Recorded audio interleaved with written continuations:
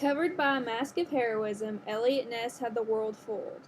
The projection of fabricated nobility would lead to the plummet of his reputation.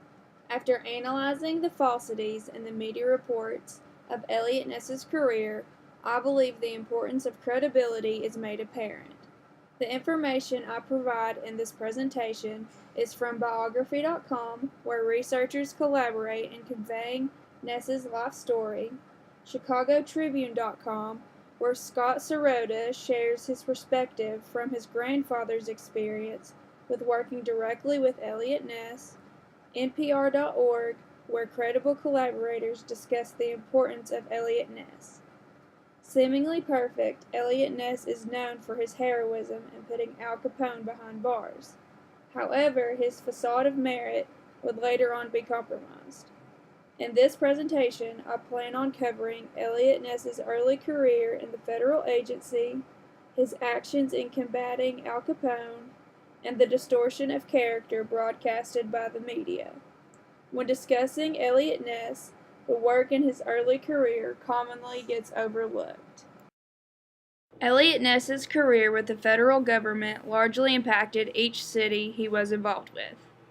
Ness's career derived from his brother-in-law's work in the Bureau of Investigation.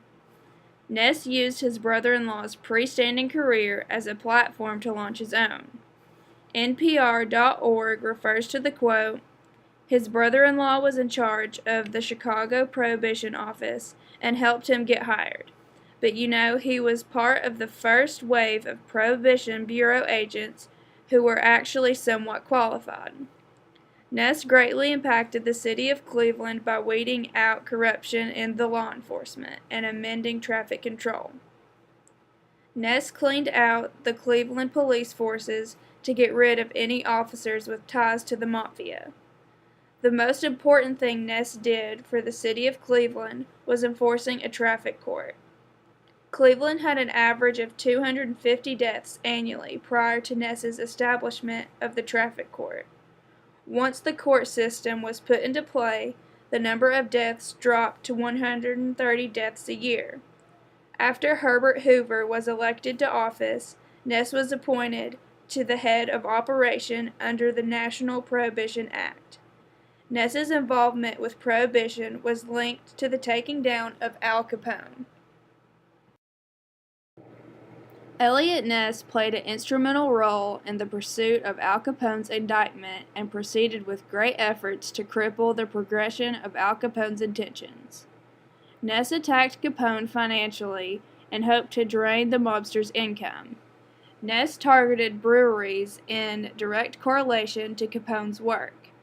Biography.com states, Ness and his men discovered a large brewery on the top 2 floors of an office building after receiving an anonymous tip from a woman. Successfully, the unit halted operations at the location, costing Capone an estimated $1 million. Ness brought a case specifying 5,000 conflictions against Prohibition laws. However, in the end, none of these charges led to the arrest of Capone. Capone was brought back to court and was arrested for income tax evasion. Despite his efforts, Eliot Ness's investigation did not directly lead to the arrest of Al Capone. The media twisted information, creating a false heroic image that Ness would be recognized for. Biography.com goes on to say, one of Capone's men paid Ness a visit in Chicago's transportation building. He offered to pay Ness $2,000 to stop ruining Capone's business and promised an additional $2,000 each week following if he continued to cooperate. After announcing that he could not be bought by Capone, the Chicago Tribune dubbed Ness and his men the Untouchables. This would later be turned into a television series that gave Ness false credit for the arrest of Al Capone.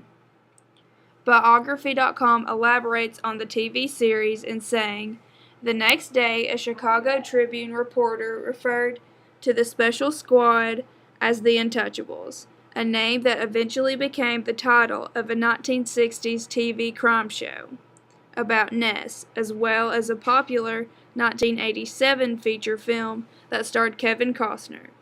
This created the impression that the work of the Untouchables put Al Capone behind bars. However, his arrest had very little to do with any of their investigation work. Through his career, Eliot Ness served the agency to its full potential. He implemented a court designed to handle traffic cases that drastically changed the city of Cleveland. He put forth his best effort in combating Al Capone. Even through conflict with Capone and his mobsters, Ness remained persistent with his investigation.